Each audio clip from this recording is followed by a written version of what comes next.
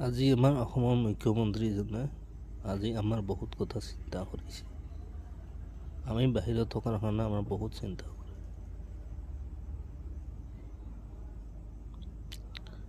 আজি সি নিজে নিউজত কৈছে কিমান মানুহ মৰিছে, কিমান বাচিছে, কিয় মৰিব লগাত পৰিল, কিয় আজি অসমত কাম নোহোৱাৰ কাৰণে বাহিৰত যাব লগাত পৰিছে। বহুত কিছুমান কথা চিন্তা কৰে, বহুত আমাৰ কথা মানা ক'লে ভাল পাইছে। এনেকুৱা হ'ব লাগে, মন্ত্ৰী হ'ব লাগে তো এনেকুৱা হ'ব লাগে। বাহিৰৰ আমাৰ কাৰণে চিন্তা কৰিব লাগে। আজি কিমান বছৰ ধৰি আমি বাহিৰত কাম কৰি আছিলোঁ, কি কাম কৰা আজি ইণ্ডাষ্ট্ৰী নাই, কিছু নাই। অসমত যদি কাম আনি থাকিল হৈ আমি কিয় বাহিৰত আহিম? অসমত কামেই নাই, ইণ্ডাষ্ট্ৰী নাই।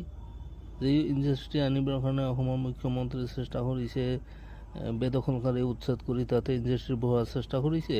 কংগ্ৰেছে ধৰিছে বোলে আম্বানীক দিছে, আম্বানীক দিলেহে ইণ্ডাষ্ট্ৰী বান্ধিব। ইণ্ডাষ্ট্ৰী বহাইলে মাটি দিব লাগিব না, ওপৰত হাৱাত বান্ধিব নে কি ইণ্ডাষ্ট্ৰীবিলাক? আজি যিটো কথা হৈছে ভালে কৈছে, এতিয়া আপুনি শুনকচোন আমাৰ মুখ্যমন্ত্ৰীজনে কি কথা কৈছে, এবাৰ শুনি লওক। যদি সিহঁতৰ মৃত্যু হয়, আমি ডেড বডিটো, মৃতক শৰীৰটো সন্মানেৰে সৈতে ঘৰত উভতাই আনিম। যেতিয়া ছেপ্টেম্বৰ মাহত আৰম্ভ কৰিছিলোঁ, মই ভাবিছিলোঁ 10জনমান বছৰত ওলাব, 20জনমান ওলাব, কাৰণ টিভিত সিমানৰে নিউজ ওলায়। ছেপ্টেম্বৰ মাহতে 22টা ডেড বডি আমি আনিলোঁ। জানুৱাৰীত কিমানটা আনিলোঁ? 41টা। এতিয়া এইটো গৌৰৱৰ কথা নহয়, কি আনিছোঁ? জীয়া মানুহ আনা নাই, মৰা মানুহ আনিছোঁ।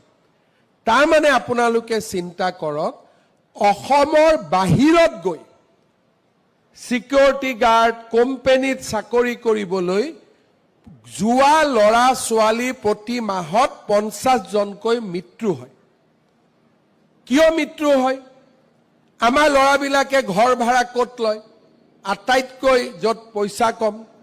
বাংগালোৰতো ঘৰ ভাড়া ল'ব নোৱাৰে, হায়দৰাবাদতো ঘৰ ভাড়া ল'ব নোৱাৰে। হায়দৰাবাদৰ পৰা 40 কিলোমিটাৰ দূৰৰ কোনোবা এটা জেগাত ঘৰ ভাড়া ল'ব। 9টাত অফিচত আহিব লাগে, ৰাতিপুৱা 6টাতে উঠিব লাগে। বাছেদি অহা যোৱা কৰোঁতে 4-5 ঘণ্টা চাকৰি কৰে আৰু 12,000 টকা দৰমহা পায়। বাছৰে পইচা দিব, ঘৰৰে ভাড়া দিব, নে মাকলৈকে টকা পঠাব, নে নিজে